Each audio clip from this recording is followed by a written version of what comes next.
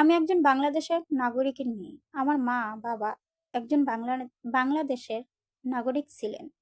তাহলে আমি কেন বাংলাদেশের ভোটার হইতে পারবো না? আমার বড় ভাই বোন আমাকে জন্ম থেকে আমাদের আত্মীয় স্বজন ফ্যামিলি এমনকি আমাদের গ্রামের চেয়ারম্যানের কাছেও আমি আমার জীবন বাঁচানোর জন্য যাইতে পারি না। আমি যদি কোনোদিন দেশে যাই ভোটার আইডি কার্ড বানানোর জন্য, আমার বড় ভাই বোন দাও ছুরি নিয়ে আসে আমাকে মারার জন্য। আমার কাছ থেকে কিছু সাইন যে আমি সাইন দিলে তারপর আমার বড় ভাই বোন আমাকে মাইরা ফেলাবে এবং দাও ছুরি নিয়ে আমাকে আটকে ফেলা। আমাদের এলাকার চেয়ারম্যানকে মোটা অঙ্কের ঘুষ দিয়ে আমার বড় ভাই বোন হাত করে রাখছে যে আমি যদি দেশে যাই ভোটার আইডি কার্ড বানাইতে কিংবা জন্ম নিয়ন্ত্রণের কাগজের জন্য, তাহলে আমার বড় ভাই বোনকে চেয়ারম্যান আগেই বলে দিবে যে আমি গেছি। আর আমার বড় ভাই বোন প্রাইভেট কার গাড়ি নিয়ে দেশে গিয়া আমাকে মারার জন্য যায়, আমার কাছ থেকে সাইন এবং কি আমাকে দাও ছুরি নিয়ে যা আমাকে মারতেছে। কেন আমার প্রতি এই অবিচার সেটা আমি জানতে চাই। সারা পৃথিবীর মানুষকে আপনাদেরকে অনুরোধ করে বলতেছি যে আমার কথাগুলো একটাও মিথ্যা না। আপনারা আমাকে একটু সহযোগিতা করেন, আমার ভিডিওটা একটা লাইক একটা কমেন্ট করে সবার কাছে যেন আমার ভিডিওটা যায় সেই ব্যবস্থা করে দেন। এবং বাংলাদেশে যেই সরকার আসবে সেই সরকারের কাছে আমার একটা অনুরোধ। আজকে আমার 23 বছর বয়স, এখন আমি ভোটার হই নাই, আমার একটা ভোটার আইডি কার্ড নাই। কেন? আমি তার উত্তর জানতে চাই বাংলাদেশে যেই সরকার আসবে সেই সরকারের কাছে। আমার আমার বাবা মার প্রথম সন্তান 1 নম্বর সন্তানের বয়স 45 বছর।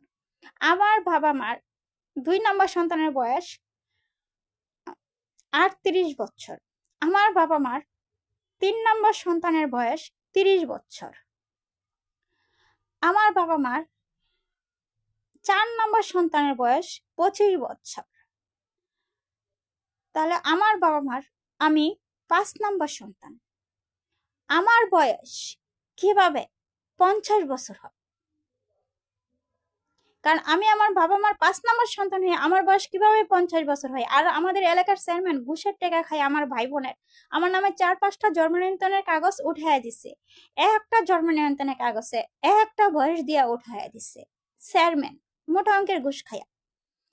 যে এখন আমি ভোটার হইতে পারতেছি না, সঠিক কোনো আমার জন্ম নিয়ন্ত্রণের কাগজ নেই। কেন আমাদের এলাকার চেয়ারম্যান এই কাজ করলো?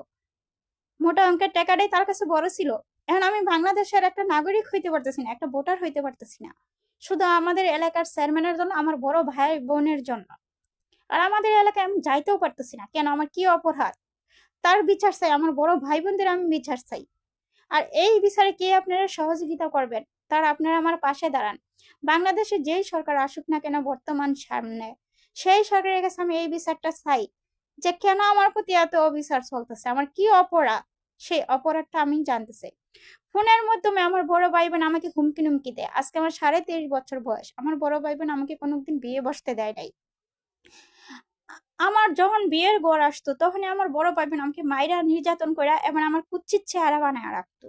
আমাকে আজ পর্যন্ত একটা বিয়ে বসতে দেয় নাই। আজকে আমার বিয়ে হলে আমি হয়তো বা কোনো সন্তানের মা থাকতাম, কোনো একটা ছেলের বউ থাকতাম। কিন্তু আজকে আমার 23 বছর 23.5 বছর বয়সে আমার এখনো বিয়ে হয় না আমার ভাই বোনের অত্যাচারে।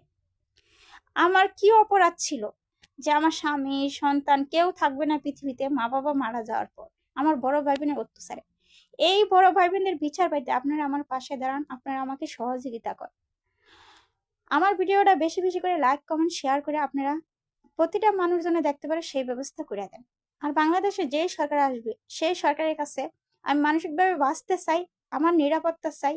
আমি বাংলাদেশি মেয়ে, বাংলাদেশের ভোটার হইতে চাই এবং আমি বাংলাদেশে 10 জনের মতন বাঁচতে চাই, সেই জীবনটা চাই। যেই সরকার আসবে বাংলাদেশে সেই সরকারের মোকাবিলা হয়ে আমি এই কথাটাই বলবো। আমি আমার জীবনের স্বাধীনতা চাই, আমি বাঁচতে চাই।